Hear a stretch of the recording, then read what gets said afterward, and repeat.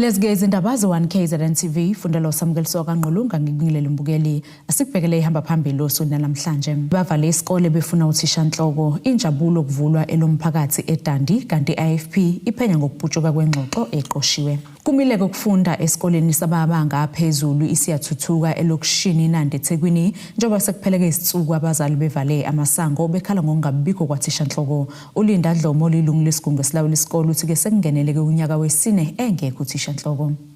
Kulenga ingidi esikoleni samabanga aphezulu isiyathuthuka eNanda kulandela ukuthi abazali bezivale thaqa bekhala ngokuthi ke kasinaye uthishanhloko. Kwaba nama interview ngo2023 kathisha omkhulu kuze kube manje uthisha omkhulu akabekwa. Sitithekile ngoba asazi ukuthi kwenzakalani. Siyavuma futhi ukuthi isikole ngaphakathi ngokuyipassing rate sisebenza kahle. Kodwa manje sinenkinga eningi kakhulukazi ungaphatheki kwabantwana nomsindo ongaphakathi kuthisha. Iwona lo esenza ukuthi sisukume silwe ukuthi kube nothisha omkhulu ngoba sikholelwa ukuthi uthisha omkhulu mayengekho kufana nekhaya mali ngenayo ubaba kuye kwenzeke noma kanjani akekho ushuthi kungena nombane enze noma yini. So yilokho besithi thina kube istep sokuqala esobona ngaso ukuthi kulunga isikole ngokuthi kube nothisha omkhulu. Sikhathazekile ngempela ngoba kufanele ukuthi ngabe ingane isemaklasini nalokuthi inkolelo yethu sasithi uma sivala ngoday 1 iphathimandla izofika zizoza ukuthi yini ngoba asiluya asiphethe isikhali la senze lutho la sifuna uthisha omkhulu nje kuphela. Ngesikhathi isiko lezindaba lihambelele isikole lifice kulenga ukhiye emasangweni esikole abazali beyigxoba ngaphandle kwesikole ingcosana abafundi bebeme izixongololo othisha bengabonwa kovela ukuthi ke zicela kwezine izinsuku kuqhubeka kanje. Sihambile saye eMaritzburg ku department kaze kwayikabili last year sikhuluma yona lento kathisha omkhulu. Saphinda futhi saya eSecret la kaMashu sikhuluma yona into kathisha omkhulu. eSecret ke sabafica abahlola abawu2 basithembisa ukuthi after 7 days ngoba ayesenziwe vele wonke ama interview sekuqediwe nje ngendaba kathisha omkhulu bathi kulungile emva ka7 days asihambeni bazobuya besilungisele njengoba kuzokuba imanje le unyaka wes4 uqala uthi lesi sikole ungekho uthisha omkhulu. Asikho isikole esene njengalesi sinehlathi asiqediwe nokubiyelwa abantu sesavuleka la kubiyelwa la ifence akwazi umema ukulungisa lezo zinto mayethu uyahamba uyakulabo abacela abengadi bathi sicela uthisha omkhulu. Umnyango uthi ke udaba lwalesikole uyalazi. Kuyasidumaza ukuthi abazali bavale isikole ukufunda kwabantwana kwabo bamisa ukufunda kwabantwana babo. Ne-issue engabe iyadilwa ngayo administrative. I-issue yalapho ukuthi kwaba khona i-dispute ye-poster principal ngendlela okwenzeka ngayo asikazi sikwazi ukuthi sikwazi ukuthi sivale because kuba nama-dispute upon disputes ihlale idisputwa abantu abahlukahlukene leyo post yalapho. Abazali bathi ke bazoqhubeka nokuvala uma umnyango ungezi ukuzokhuluma nabo. Ezindabeni ze-1 KZN TV kube kuntombi khona Mvubu eThekwini. Ungqongqoshe omnyango wezokuthuthukiswa komnotho ezokuvakasha kanye nezemvelo KwaZulu-Natal umfundisi Musa Zondo uvuleke ngokusemthethweni ihhovisi elihlanganisa isikhungo sikahulumeni esibhekelela amabhizinisi elibizwa ngo-Umzinyathi One Stop Office. Lokhu kuza ngemuva kungabikho khona ke eduzane kwezikhungo ezilekelela abantu besifunda Umzinyathi kwezamabhizinisi. Leli hhovisi ke livulwe edolobheni iDandi. Ungqongqoshe womnyango wezokuthuthukiswa komnotho ezokuvakasha kanye nezemvelo kwisifundazwe KwaZulu-Natal umfundisi Musa Zondi uthi lokhu kukuzinikela kukahulumeni ekuthenini basondeze zonke izinsiza emphakathini. Sabona ukuthi umnotho ugxile kakhulu eindaweni enjengaseThekwini naseVumgungundlovu bese kuthi lezi indawo engasenhla nezisemakhaya bese isala incindimini. Owethu umsebenzi ukuba sikhuthaza ukuthi umnotho wande nakulezi indawo ezisemakhaya. Ukwenza lokho kuzosiza isifundazwe sonke abantu abaningi abathuthuleke ey'ndaweni ey'njengamadolobha amakhulu abanayo indawo ezinhle zokuhlala. Sekuvele naleli gama lemkhukhu imjondolo kwaze kwabe ngazuthi into eyemukelekayo kanti awuyitholi lezo zinto ey'ndaweni ey'semakhaya. Abantu bahlele endlini nje ey'kahle abazakhela zona. Ingoba beye lapha ngoba bethemba ukuthi bazocosha amathuba emisebenzi ngokusondezela emadolobheni kanti kawekho khona. Uphinde waveza ukuba lesi sikhungo singesokuthuthukisa umnotho waKwaZulu-Natal ikakhulukazi ezindaweni ezisemakhaya. Emzinyathi ukuzovula lokho kuthiwa i-one stop shop. I-one stop shop ke igama nje esingakubeka ngamagama lokuthi ihhovisi eliphethe amanye amahhovisi elizohlinzekela ukuba bonke osomabhizinisi abadinga izimvume zikahulumeni zokwenza amabhizinisi abo bakuthole ngaphansi kwehhovisi elilodwa, bangagijimi baze baphele iy'thukuthuku zomjuluko beyale nale kodwa konke bakuthole kundawonye.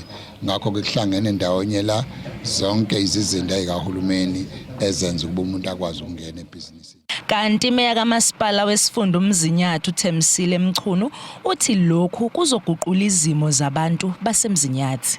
Kuzosilekelela kakhulu ukuthi sibe ne-one stop shop ngoba kuzoboosta i-economy ngoba thina la sinezinto ey'ningi ekufanele sizenze kodwa siba kude nama-cities ukuthi siyolungisa izinto. Siyazi ukuthi abantu sebezokwazi ukuyozicheckela ama-returns abo ku-SARS ukhona kukhona ne-certificate lezi zamabhizinisi sebezokwazi ukuyithatha abantu kalula nokunye nje okuningi okusizayo okulekelela ekutheni abantu bangakhiphi imali begibele beye emadrobheni amanye angaphandle kwaseDandi.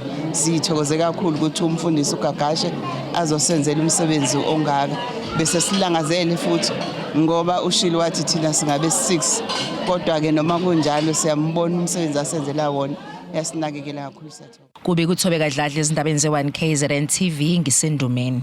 Iqembu IFP kuzwelonke lithi ke lizokwenza uphenyo lwangaphakathi ngokuputshuka kwengxoxo exoshiwe kusolakala ukuthi ke ibiphakathi kwelungu lesishamthetho umncedisi Maphisa kanye namanye amalungu aleli qembu olundi kule ngxoxo kuzwakala izingxoxo zombango wokugcotshwa kwamaziko. Leli qembu liphawula kanje kulandela ingxoxo kusolakala ukuthi uMaphisa ube naye namanye amalungu IFP asolundi ngomakhalekhukhwini njengoba kuqhubeka ukukhetha kobuholi bamaziko ngenhloso yokulungiselela ukukhetha kobuholi bezifunda.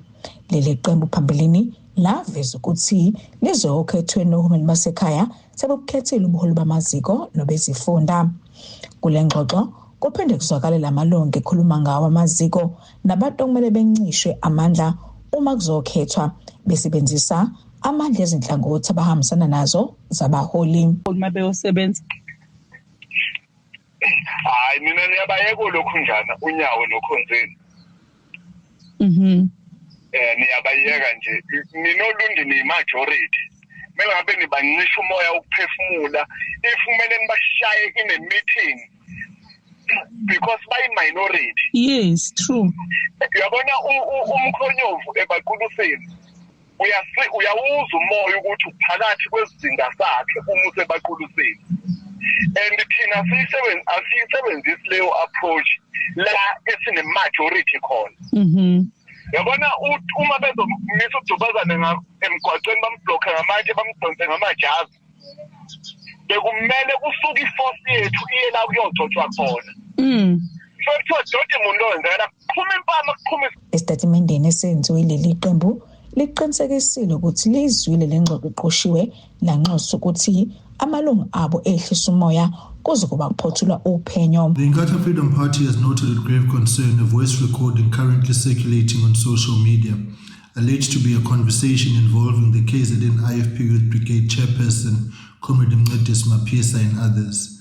The recording appears, amongst others, to contain statements that may be interpreted as inciting violence in relation to internal party matters, particularly branch inaugurations. The party has initiated an internal process to investigate this matter.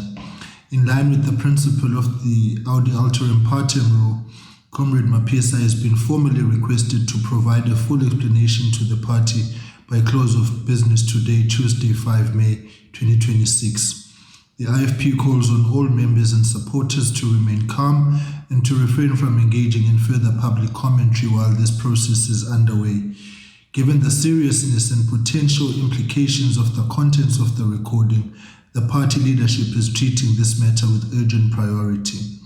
The IFP calls on members, structures and supporters to remain focused on the ongoing program of branch inaugurations as part of strengthening the party structures ahead of the local government elections scheduled for 4 November 2026.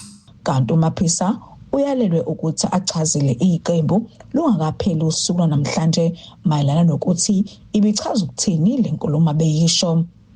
Kodwa bokhosibisi wezindaba ze1 KZN TV kuJanet 261 ngiseThekwini. Ungqongqoshe omnyango wezolimo esifundazweni KwaZulu-Natal uThembeni kaMadlopha Mthethwa ethuleke ngokusemthethweni abapopoli abangama-60 abaqashwe ngumnyango abazolekelela kakhulu ekulwisaneni nesifo samatele. Ekhuluma nabezindaba ungqongqoshe Sidara uphinde wethula nezimoto ezizosetshenziswa yibo labapopoli.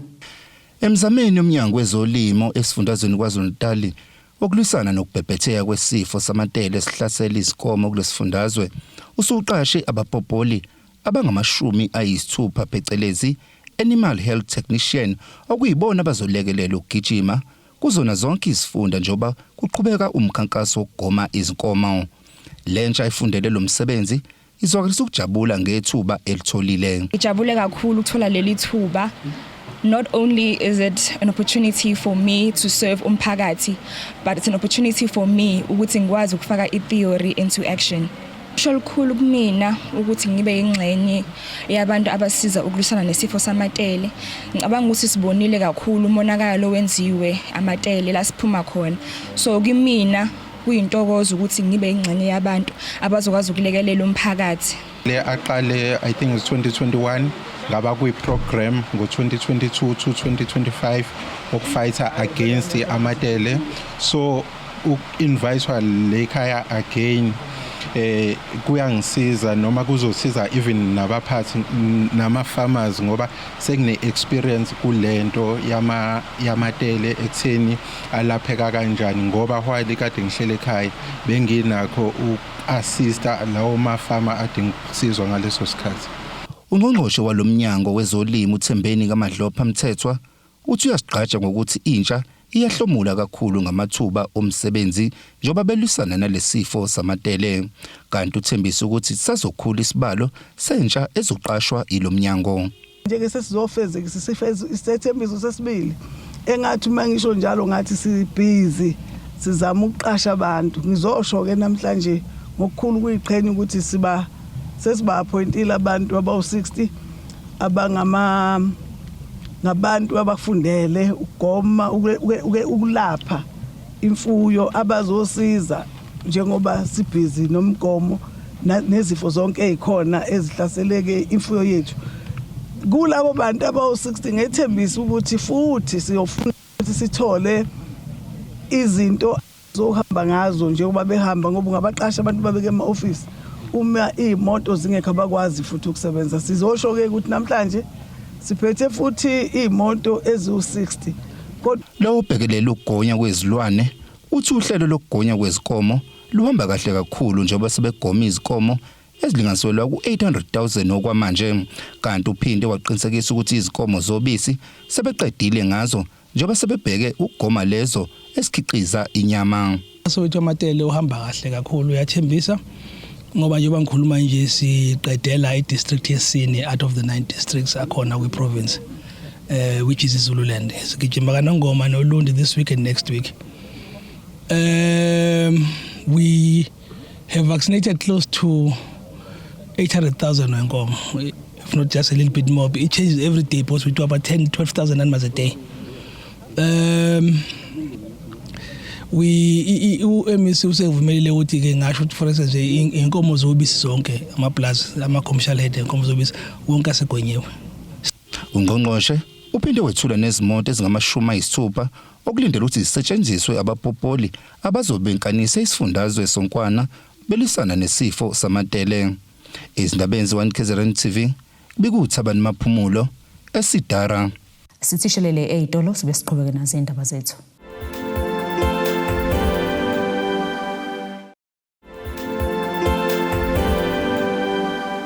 Asikwamukele mbukeli ke ubukele zona indaba ze1 KZN TV nazi ke okuyizona ehamba phambili osukwini namhlanje.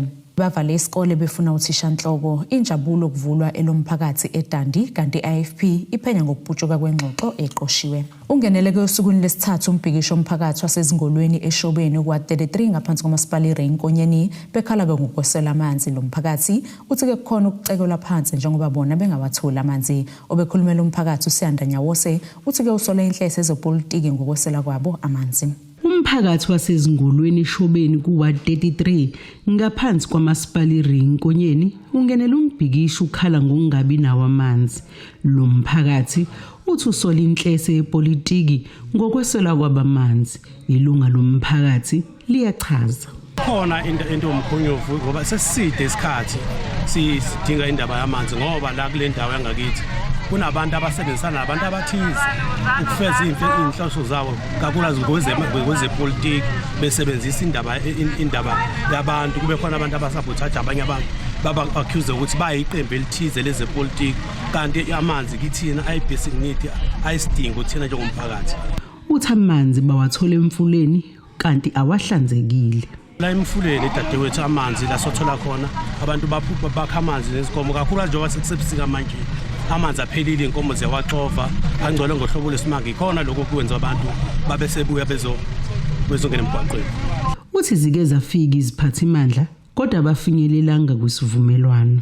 Sekuyafika uDeputy Mayor saxoxisana naye kwakuthi ke isivumelwano asifinyeleli la kufanele sifinyelele khona kanye nawe uDeputy Mayor. Uthi bazoqhubeka nokuqhinqa kanje kuze kuba bathola amanzi.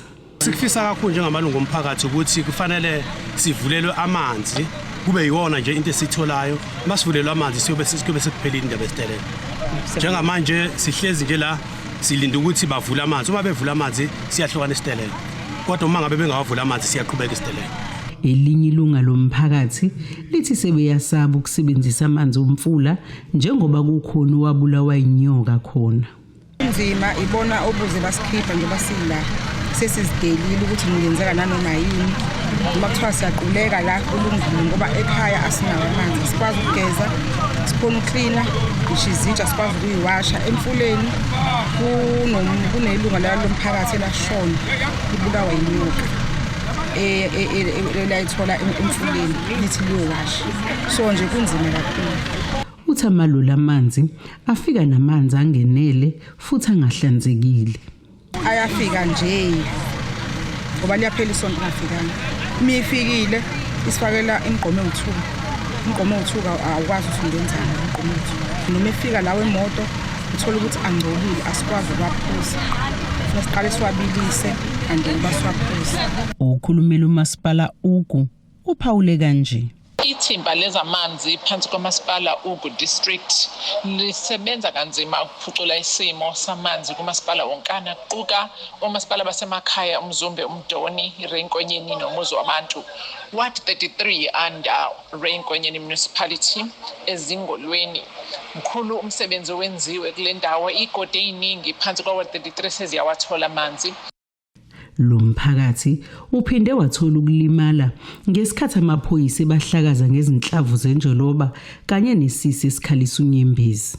Lo mbiko benuwethulelo zamando sicele wezindaba ze1 KZN TV ngisezingolweni.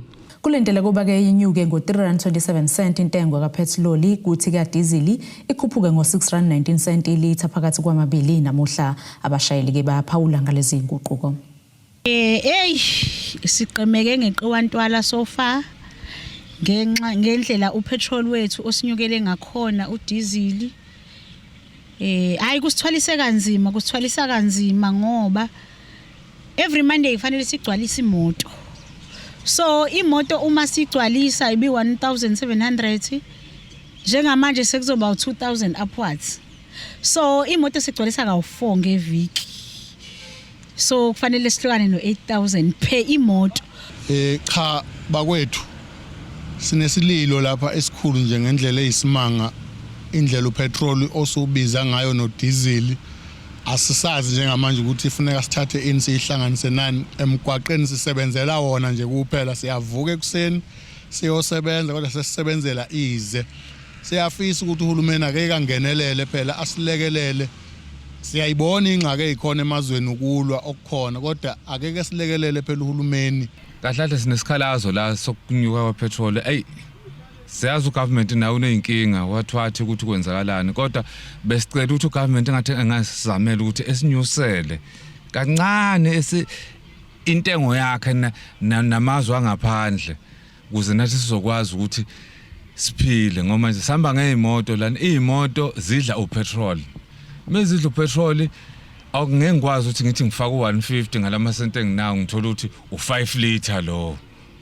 iviki lizophela nini ngihamba ngemsebenzini siyacela ukuthi nje ugovernment akezama ukuthi akehlise nje bexoxisane nezikhulu eziphezulu sicela ukuthi nje nisehlisele bakwethu siyacela siwumphakathi siyakhala ngokunyuka kwapetrol nangokunyuka kadiesel ngoba njengamanje thina siqashiwe thina njengoba sila kwisikole transport siqashiwe kumele upetrol ugcwaliswe njalo ngeviki nathi imali singomalume beingane sinokhola ngamaviki njalo ngamaviki manje abaphathi bethu sebeyakhala bathi nani niyabona nani ukuthi imali njengamanje upetrol njengamanje uthumi kangakanani bese bekhala nangenani masicela ukukhushulelwa bese bayabona ukuthi ngesakhona ukunikhuphulela ngesizathu sokuthi upetrol vele njengamanje usunyukile. Izinhlangano ephuze Chemistry Foundation kanye neciko lethu zihlanganyele ndawonye zizomemezela ukusungulwa komcimbi iBhodloza Nzimande Maskandi Festival okuzohlonishwa ngawo ke lo wayengqalabutho yomculo wesintu emsakazweni uKhozi FM. Lokhu kuveleke esithangamini sabezindaba ebesibanjelwe Octavia Hotel eNanda. Uzohlonishwa ngedili lomculo Welcome Bhodloza Nzimande ngenxa yegalelo lakhe elikhulu emculweni wesintu nasemsakazweni. Umcimbi wokukhumbula lengqalabutho uzohlelwa enhlangano iciko lethu ngokubambisana nephuze Chemistry Foundation. Impela nje konke nje akwenza uBhodloza kuyimpumelelo enkulu akekho umuntu ongapheli ngomaskandi. Bamba ngeimoto ezibizayo nje kodwa uBhodloza uqala uselapha phansi usenzima kakhulu. Uzokhumbula usikia ngengoma kwawudlala 15 minutes.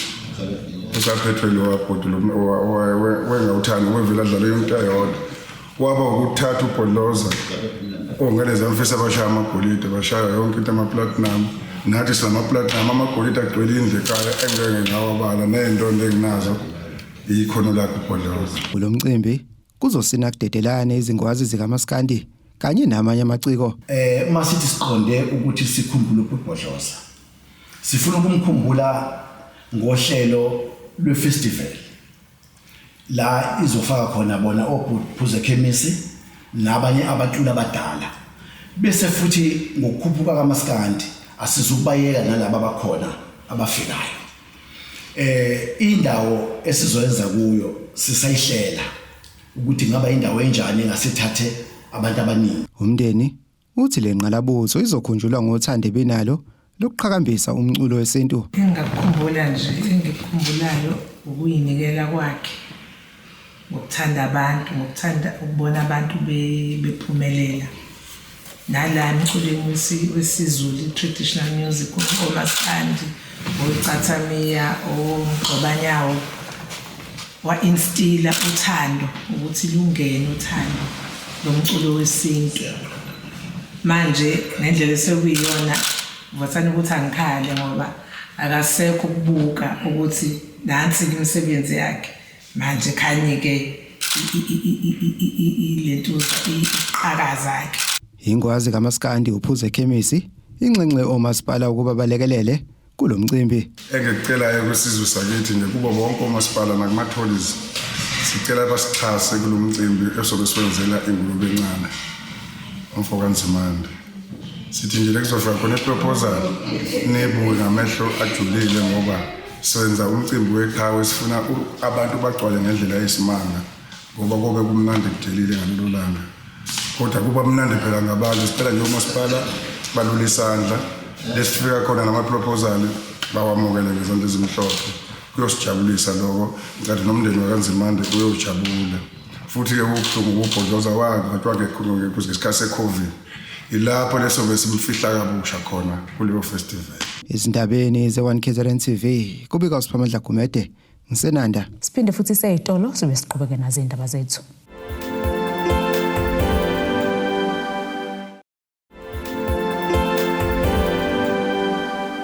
Asiphinde ke sikwamukele imbukelo usabukele zona indaba ze1 KZN TV sikukhumbuze ke obekuyizona beyihamba phambili osukwini namhlanje. Bavale isikole befuna uthishanhloko injabulo kuvulwa elomphakathi eDandi kanti IFP iphenya ngokuphutshuka kwengxoxo eqoshiwe. Ake sibheke engosini yezomnotho.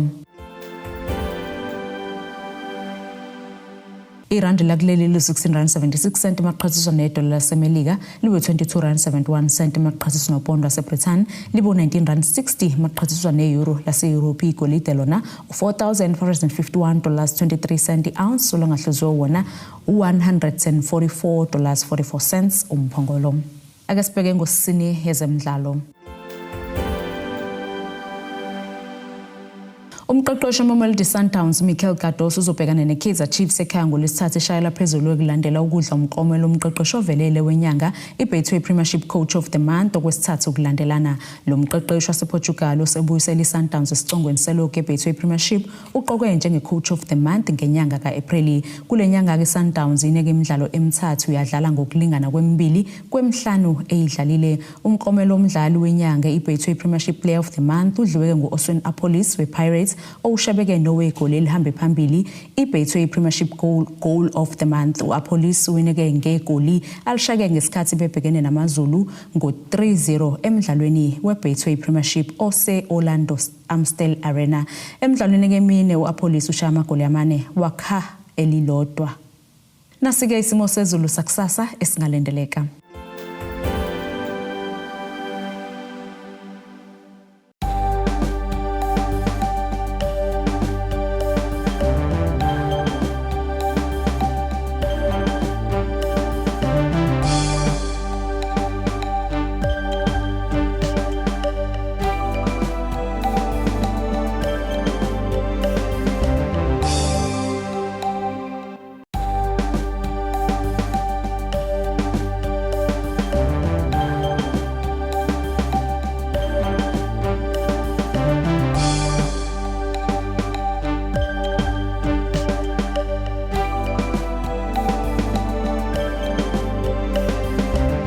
Bukeli siyaguqa bese kuphathele zona usuku namhlanje mina nawe ke sohlangana kusasa futhi ngasisikhathi esifanayo nisale kahle. Abethuli bethu bezindaba baxhaswe iTulis Bayview Bridal ungabashayela kulezi zinombolo ezivelile